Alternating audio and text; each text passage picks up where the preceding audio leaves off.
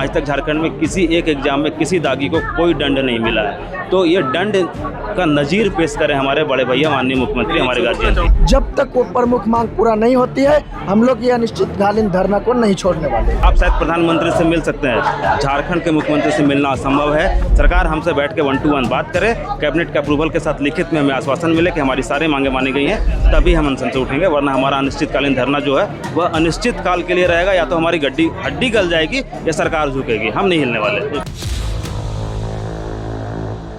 के जयपाल सिंह मुंडा स्टेडियम में मौजूद हूँ और ये वही छात्र हैं जो आंदोलनरत हैं और इन्होंने अभी थोड़ी देर पहले एक प्रेस वार्ता की है और अपनी मांगे रखी हैं और कहा है कि अगर ये मांगे पूरी नहीं हुई तो सीएम हेमंत को इस्तीफा देना होगा। हम इनसे बात करेंगे, जानेंगे क्या है वो मांगे और किस तरह से ये आक्रोशित है, अपनी बात ये किस तरह से रखना चाहते हैं। क्या नाम हो गया सर आपका? पीयूष नाम है मेरा। पीयूष जी, क्या मुख्य मांगे हैं आपकी, हमें थोड़ा डिटेल में बताएं। जी, हमारी 4 प्रमुख मांगे हैं। पहला मांग जो हमारा है वह यह है कि 14 जेपीएससी, बैकलॉग 23 और बैकलॉग 25 तत्काल प्रभाव से रद्द किया जाए और जो ब्लैकलिस्टेड एजेंसी है TDPL, उसके द्वारा पूर्व में कराई गई जितनी भी प्रतियोगिता परीक्षाएं हैं उन सभी परीक्षाओं में CBI और ED की जांच और फास्ट ट्रैक कोर्ट के माध्यम से 90 दिन के अंदर कार्रवाई। मैं उन एग्जाम्स का लिस्ट का नाम बता देना चाहता हूं जो TDPL एजेंसी के द्वारा करवाई गई है। पहला 11 to 13 JPSC, CDPO, FSO, ACF, FRO, APP, JET और एक FSO है। ये सारी परीक्षाएं TDPL के द्वारा है जी। इन सारी परीक्षाओं में CBI और ED की जांच और 90 दिन के अंदर कार्रवाई। दूसरा मांग हम लोगों का है कि जो TDPL का दागी मैनेजर अभय कुमार तिवारी है उसकी जिस एग्ज़ाम में संलिप्तता है उन सभी एग्ज़ाम्स में CBI और ED की जांच होनी चाहिए, चाहे वो JSSC CGL हो, PGT हो, माध्यमिक आचार्य हो, FSO हो या फिर जो अन्य एग्ज़ाम उसके द्वारा उसकी संलिप्तता में कराए गए हैं उन सभी परीक्षाओं में ED और CBI की जांच और 90 दिन के अंदर त्वरित कार्रवाई करते हुए फास्ट ट्रैक कोर्ट के माध्यम से दंड भी मिलना चाहिए। आज तक झारखंड में किसी एक एग्ज़ाम में किसी दागी को कोई दंड नहीं मिला है। तो ये दंड का नज़ीर पेश करें हमारे बड़े भैया माननीय मुख्यमंत्री हमारे गार्जियन। देखिए, ये बात बहुत सही कही है इन्होंने कि नज़ीर पेश करे राज्य सरकार और ये बताए कि जो सज़ा के प्रावधान हैं, 1 करोड़ रुपए का जुर्माना है, जो प्रावधान है वो पेश करे सरकार और इन छात्रों को आश्वस्त करे कि जो हो रहा है वो आगे नहीं होगा। और कुछ बता रहे जी। तीसरा हम लोगों का जो मांग है वह है complete reform in JPSC and JSSC। उसके लिए हम लोगों ने 5-7 बिंदुओं पे काम किया है। ये हमारा प्रस्ताव है सरकार को कि इस प्रकार से आप JPSC और JSSC को रिफॉर्म कर सकते हैं। मैं उन मांगों को पढ़ के आपको बताता हूँ। पहला, JPSC और JSSC में टॉप टू बॉटम के जितने भी पदाधिकारी व कर्मचारी हैं उनको हस्तांतरित करते हुए बेदाग छवि के पदाधिकारी और अधिकारी को पदस्थापित किया जाए और वह व्यक्ति गैर राजनीतिक छवि का होना चाहिए। दूसरा, सभी परीक्षाओं में होने वाली अलग अलग स्टेज की परीक्षा का अलग अलग एजेंसी का चयन किया जाए और इन एजेंसियों का चयन JEM पोर्टल के द्वारा किया जाए। तीसरा, वैसी परीक्षा जिसमें शारीरिक दौड़ 1600 मीटर है उसकी समय सीमा पुरुष के लिए 6 मिनट से बढ़ाकर 7 मिनट की जाए। चौथा है, आयोग द्वारा रद्द की गई जितनी परीक्षाएं हैं, आयोग वैकेंसी निकालती है और रद्द कर देती है बिना परीक्षा लिए हुए, जैसे सचिवालय का आशुलिपिक हो, LDC हो, तथा इसके अलावा आगामी जितनी भी परीक्षाएं हैं जो कि पेंडिंग में है, जैसे झारखंड पुलिस कांस्टेबल हो, झारखंड पुलिस SI हो, फॉरेस्ट गार्ड हो, DEO हो इत्यादि का कैलेंडर जारी करे और न सिर्फ कैलेंडर जारी करे बल्कि इस कैलेंडर को स्ट्रिक्टली फॉलो करे। अगर कैलेंडर स्ट्रिक्टली फॉलो नहीं किया जाता है तो उसकी अकाउंटेबिलिटी किसकी है यह भी तय की जाए कि कोई एक अधिकारी तो ऐसा होना चाहिए जो कैलेंडर नहीं फॉलो होने पे उसकी अकाउंटेबिलिटी है और उसको जवाब देना चाहिए ताकि छात्रों के बीच पारदर्शिता आयोग का बना रहे। नेक्स्ट है 14वीं JPSC की अधियाचना को वापस लेते हुए 14वीं एवं 15वीं JPSC का विज्ञापन अतिशीघ्र प्रकाशित किया जाए जिसमें अधिकतम आयु गणना जो है वह 1/8/2018 किया जाए। टोटल 26 साल में 8 एग्जाम हुए हैं, नाम 14 दे देते हैं लोग पर एग्जाम आज तक 8 ही हुए हैं और आयु की गणना इनको 22 से चाहिए। तो हम छात्र जो हैं वो कहाँ जाएं? एक तो आप एग्जाम नहीं लेते, एग्जाम लेते हैं तो फेयर लेते नहीं और फिर हमें ओवरेज कर देते हैं। उसके बाद जो नेक्स्ट मांग है हम लोगों का वह है कि कोई भी अभ्यर्थी जो OMR सीट है उसको ब्लैंक न छोड़े। इसके लिए ऑप्शन ई सम्मिलित किया जाए जो कि नॉट अटेम्प्टेड का ऑप्शन होगा और यदि वह OMR के द्वारा छात्रों में बबल नहीं करना अनिवार्य किया जाए। अगर बबल नहीं करता है तो दिक्कत है, उसको अनिवार्य किया जाए कि जो भी गोल भरना है गोला जो बबल भरना है उसको अनिवार्य किया जाए। नेक्स्ट है कि जेपीएससी मेंस की जो उत्तर पुस्तिका है वह मैनुअली जांच की जाए तथा जांच की हुई कॉपी को कैंडिडेट के OTR ID में डिजिटली अपलोड किया जाए। इसमें मैं थोड़ा सा और बात करना चाहूँगा आपको। 11 to 13 जेपीएससी में जो वो कॉपी चेक की गई, जो मेंस की कॉपी चेक की गई, पहली बात तो बीच प्रक्रिया में किसी भी जो चयन प्रक्रिया है उसमें छेड़छाड़ नहीं किया जाता। ये सुप्रीम कोर्ट का गाइडलाइन है 2006 में, उसको जेपीएससी ने नहीं माना और नियमावली और नोटिफिकेशन आने के बाद अचानक से जो मेंस की कॉपी है उसको डिजिटली चेक करने का निर्णय लेती है, जो कि कंट्राडिक्शन है, कॉन्फ्लिक्ट है सुप्रीम कोर्ट का। उसके बाद उनका कहना था कि क्यों किया, क्योंकि सिस्टम हमको पारदर्शी बनाना है। कैसे पारदर्शी बनाना है, आप कैसे पारदर्शी बनाइएगा? RTI first appeal second appeal करने के बाद भी हम लोगों को कॉपी नहीं दिखाया जाता, कोर्ट जाना पड़ता है हम छात्रों को अपनी कॉपी को देखने के लिए, जो कि हमारा संवैधानिक हक है। और ये बोलते हैं कि हम डिजिटली इसलिए चेक कर रहे हैं ताकि पारदर्शिता बनी रहे। कैसी पारदर्शिता?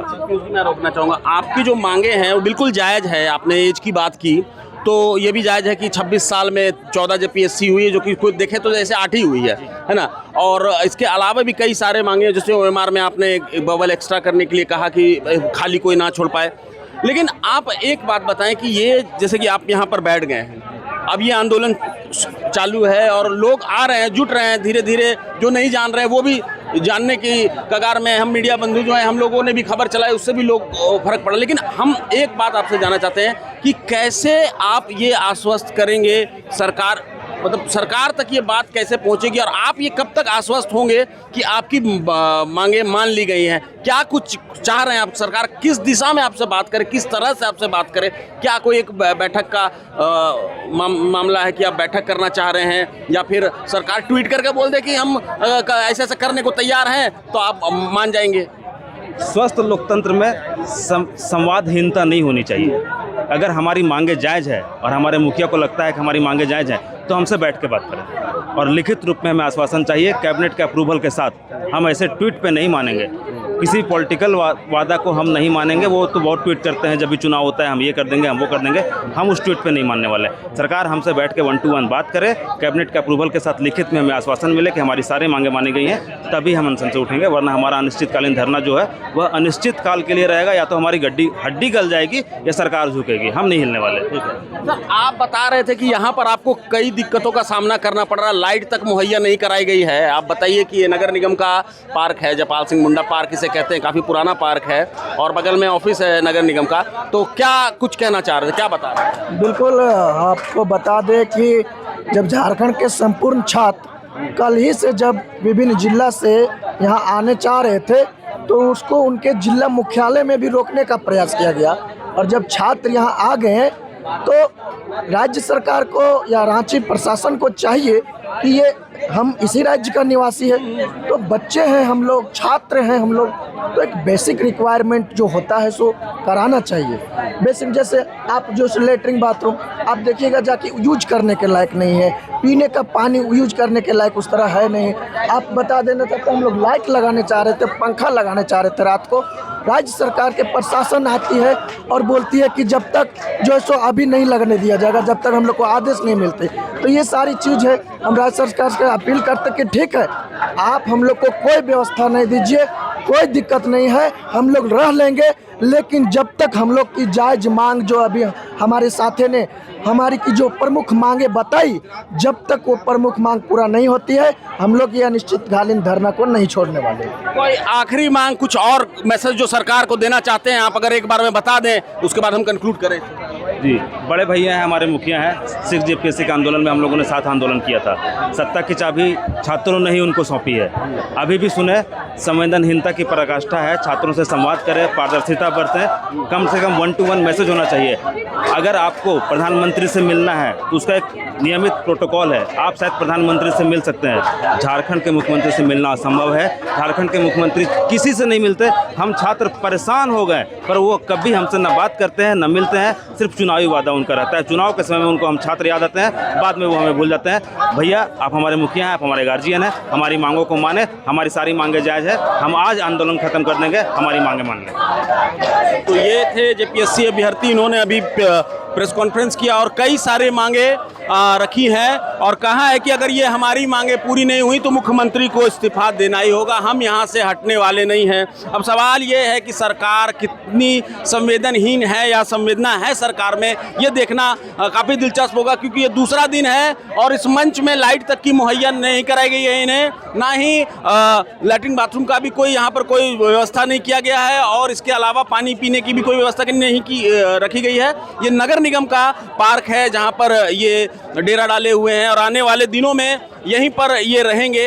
तो कम से कम सरकार को बातचीत का रास्ता अब खोल देना चाहिए। छात्र आक्रोशित हो रहे हैं, आंदोलित हो रहे हैं और कहीं ना कहीं गलती तो है। ये 26 सालों में हमने भी देखा है इस सरकार के रहते हुए, इससे पूर्ववर्ती सरकारों में, कि जेपीएससी और जेएसएससी जैसे एग्ज़ाम में किस तरह से धांधलियाँ हुई हैं। अब तक कोर्ट में जो केस हैं वो लंबित हैं, किन किन छात्रों के नाम सामने आए हैं। तो अब बहुत हो गया, अब फिलहाल जो है छात्रों से एक बार बातचीत करनी चाहिए। इनकी जो मांगे हैं, जो बेसिक मांगे हैं, वो पूरा करना चाहिए। एक पारदर्शिता लाने की कोशिश सरकार की तरफ से होनी चाहिए। छात्र इस आंदोलन को ख़त्म करने के लिए तैयार हैं। ये चाहते हैं कि उनके मुखिया एक बार उनसे बैठकर बात करें। इनका कहना है कि सब भगवान से मिलना आसान है, लेकिन हेमंत सोरेन से मिलना मुश्किल है, बेहद मुश्किल है, वो किसी से नहीं मिलते।